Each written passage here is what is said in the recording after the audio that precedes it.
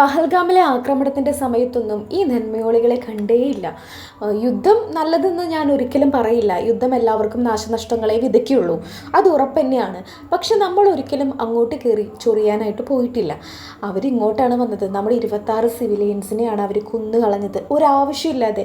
ഇനിയും അവർ ഒരുപാട് സ്ഥലങ്ങളിൽ ലക്ഷ്യമിട്ടിട്ടുണ്ടെന്ന് തന്നെയാണ് പറയുന്നത്. ഒരിക്കലും അവരുടെ സിവിലിയൻസിനെ നമ്മൾ ഒരിക്കലും ടാർഗറ്റ് ചെയ്തിട്ടില്ല. അത് പ്രത്യേകം നമ്മുടെ ഇന്ത്യൻ ആർമി തന്നെ പറയുന്നുണ്ട്.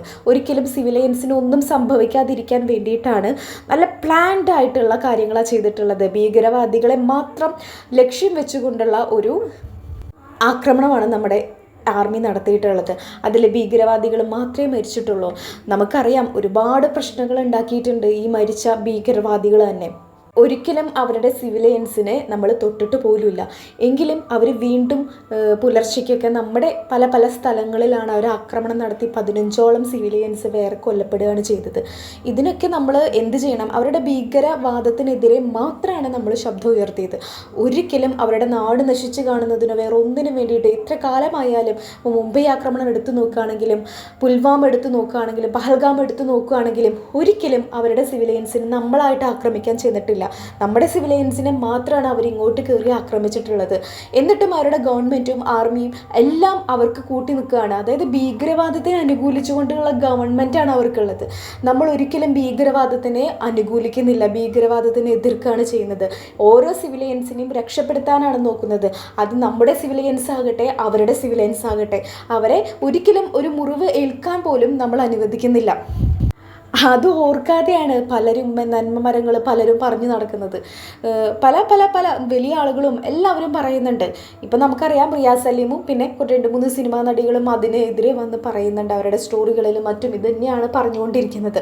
വേറെ ഒന്നുമല്ല. പക്ഷേ നമ്മുടെ ഈ നഷ്ടപ്പെട്ട സിവിലിയൻസിന് വേണ്ടി നമുക്കിത് ചെയ്യാൻ പറ്റുള്ളൂ.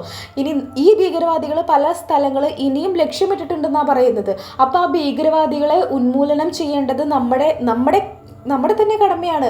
അതിന് നമ്മുടെ പട്ടാളക്കാരോടൊപ്പം തന്നെ നമ്മൾ ചേരുകയാണ് വേണ്ടത്. ഓപ്പറേഷൻ സിന്ദൂരിൻ്റെ കൂടെ നമ്മൾ നിൽക്കുകയാണ് വേണ്ടത്, വേറെ ഒന്നുമല്ല വേണ്ടത്. നമ്മുടെ രാജ്യത്തെ തള്ളി പറയാനായിട്ട് നമ്മൾ നിൽക്കരുത്, അതൊരിക്കലും പാടില്ല. നമ്മുടെ രാജ്യവും നമ്മുടെ ആർമിയും ചെയ്യുന്നത് തന്നെയാണ് ശരി. നമ്മുടെ ആർമിക്കാർ വെറുതെ ഒന്നല്ല അവിടെ പോയി നിൽക്കുന്നത്, അവരവരുടെ കുടുംബങ്ങളെ വിട്ട് തന്നെയാണ് നിൽക്കുന്നത്. അപ്പോൾ അവരെ പിന്തുണയ്ക്കുക എന്നുള്ളത് നമ്മുടെ കർത്തവ്യമാണ്. നമുക്ക് വേണ്ടിയിട്ടാണ് ആർമി അവിടെ പോയി പണിയെടുക്കുന്നത്. അപ്പോൾ അവരെ പിന്തുണയ്ക്കേണ്ടത് നമ്മുടെ രാജ്യത്തുള്ളവർ തന്നെയാണ്. ഒരിക്കലും അവരെ തള്ളിപ്പറയല്ല വേണ്ടത്, ഗവൺമെൻറ്റിനെ തള്ളിപ്പറയല്ല വേണ്ടത്, അതുപോലെ പാർട്ടി വൈസായിട്ട് തള്ളിപ്പറയല്ല വേണ്ടത്. ഇവിടെ ഒരു പാർട്ടിയോ ലിംഗമോ വർണ്ണമോ ഒരു ഭേദവും ഇവിടെ ഇല്ല. ഇവിടെ നമ്മുടെ സിവിലിയൻസിനെ നമ്മൾ സംരക്ഷിക്കുക, നമ്മുടെ രാജ്യത്തിനെ സംരക്ഷിക്കുക എന്നത് മാത്രമേ നമ്മൾ കരുതുന്നുള്ളൂ. കാരണം ഇനിയും അവർ ലക്ഷ്യം വെച്ചിട്ടുണ്ട്. പല സ്ഥലങ്ങളും പല ആക്രമണങ്ങളും ഇതുപോലെ ഉണ്ടായിട്ടുണ്ട്. അതിനു വേണ്ടി നമ്മൾ ഒരുമിച്ച് നിൽക്കുകയാണ് വേണ്ടത്.